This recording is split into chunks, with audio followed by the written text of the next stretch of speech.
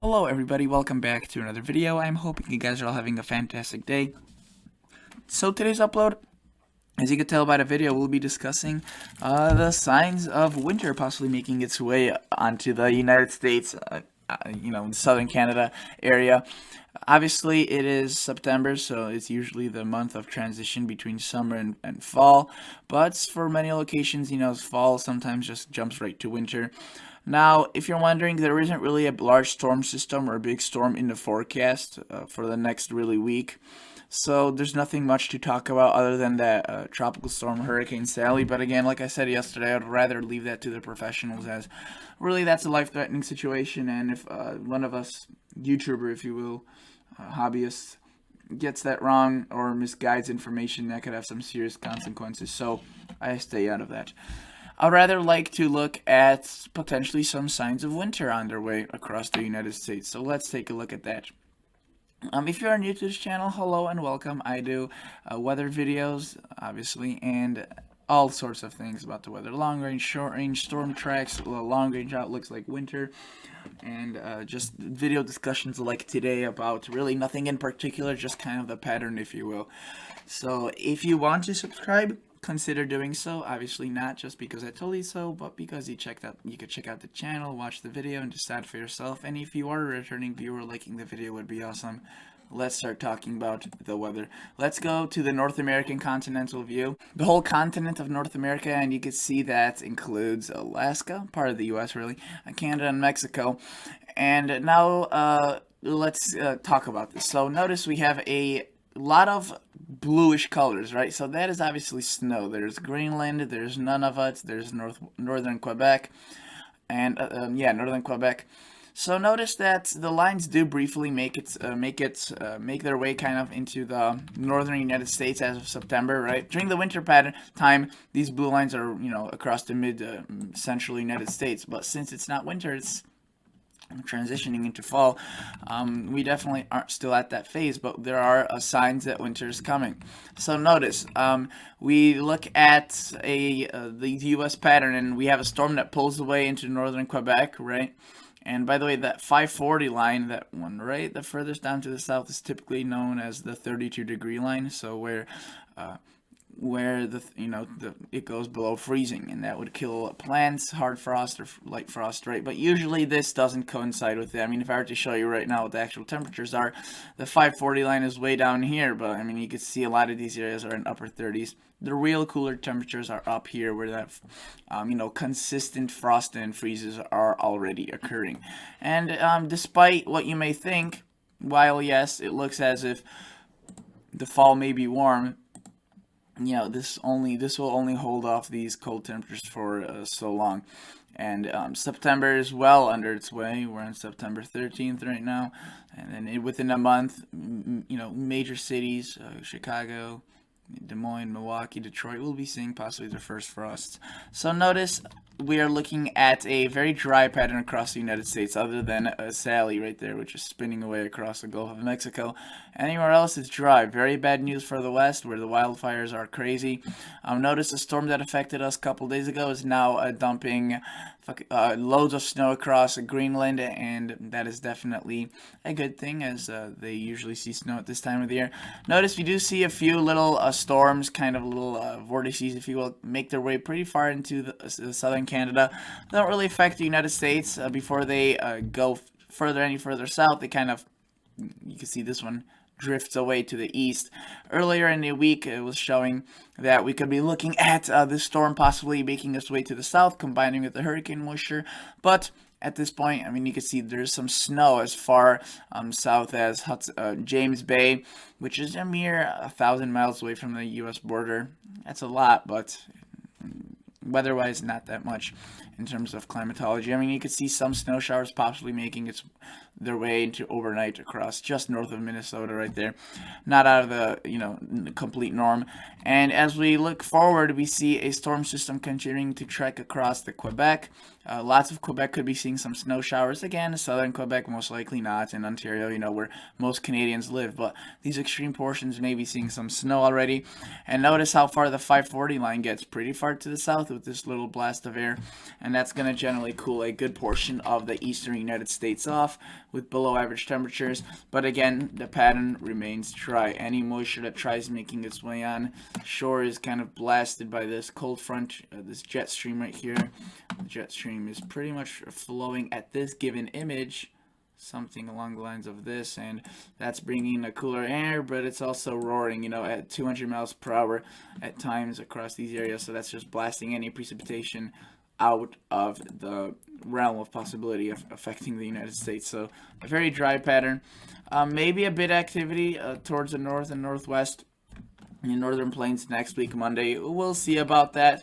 At this point, it really does not look that promising, and there still could be a lot of changes, but notice this one continues to spin away. And look at that storm right there. At this time of the year, we do see these large beasts off of the Gulf of Alaska, and notice that thing is definitely going to bring mountain snow. We do see quite a bit of little low pressures, if you will, and again, the 540 line is inching further and further to the south. I remember a month ago, maybe a month and a half, it was exciting to see some signs of blue across the the Arctic pole. But now it's basically a constant even across the Hudson Bay, which is a giant reservoir of water that was carved out by the glaciers from the last ice age that really started around 2 million years ago and ended 10,000 years ago. And notice we have a little storm system possibly next Wednesday, not this upcoming Wednesday, so pretty far out. Definitely could change, but you can see brings in a little bit of chilly air. A powerful cold front slams through and brings in some snow across, again, Hudson Bay, James Bay, even some snow showers reaching the northern portions of Lake Superior possible. I wouldn't be surprised if there are frost advisories right now issued for portions of the northern United States. That's just going to be a consistent trend. We're going to start seeing frost and first snows more and more often. And notice we do have this large low pressure spinning up the coast of Alaska, which we'll have to watch for some development. Maybe it could spawn a storm or two. But, just notice, overall trend, very, very dry, lack of storm systems. There's plenty to the north, but it just really keeps it dry across the United States. And if you were to look at total precipitation outlook, total accumulated precipitation, notice that there's a lot across British Columbia, Western Canada, and Southern Alaska. Almost nothing across the west, not much across the northeast and east, quite a bit across the southeast, and that's about it. Notice we do have a bit of increased precip across Quebec and southern Canada, so that's definitely something to point out. And across the poles, even more rain than what we're getting here, so or precipitation in the form of, it could fall as snow, but it's still measured as precip. But the snow obviously is calculated for. Notice right here we have the tropics, and they are going crazy. Lots of precip, and it just goes to show you these colors, the potential they have of dumping so much rain. Let's take a glance now at the total snowfall accumulations. Just want to show you this. You can see that across the poles, the amounts are getting high. You could see 8, 4, up to a foot. And then even as far south as James Bay, where polar bears live right there, we could be getting a few inches. The British Columbian Mountains, Western Alberta Mountains, definitely seeing a bit of snow. The Rocky Mountains, just a continuation in Canada. You could see Siberia also seeing snow, and then Greenland you could see seeing 50, 60 inches of snow the next 10 days. Obviously no snow yet across the United States at significant amounts. If you were to zoom in on the northwest, you could see a bit of patchy snow across possibly northwestern Wyoming, the Grand Tetons and Yellowstone.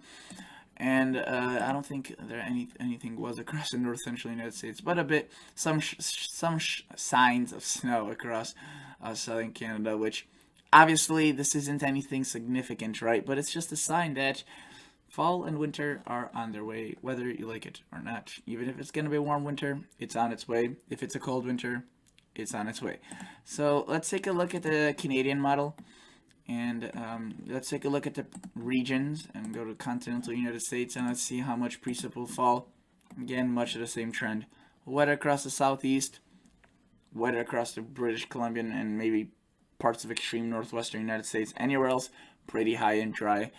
Really, they do point, the Canadian does put a little chance of rain across the northern plains, but this is pretty measly amounts for September. September usually is a relatively wetter month. And this year, it just doesn't look like if that's going to happen. So now let's take a look at the European model, high resolution model. And it's rainfall. You can see tons across the southeast, even some historic amounts up to 22 inches. You can see I just pointed over right there.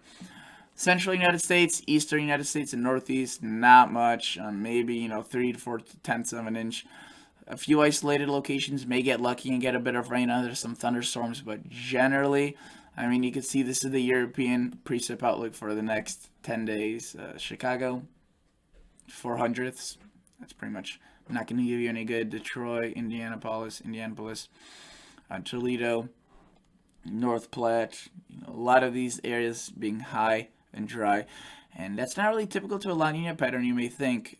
La Nina usually brings a lot of wetter conditions, especially to the north. But unfortunately, that's not really applicable to fall. Once winter comes, I think we could get a very active pattern. Or not even winter, I think maybe even as, October, November comes, we could get a very active pattern. November really seems most likely.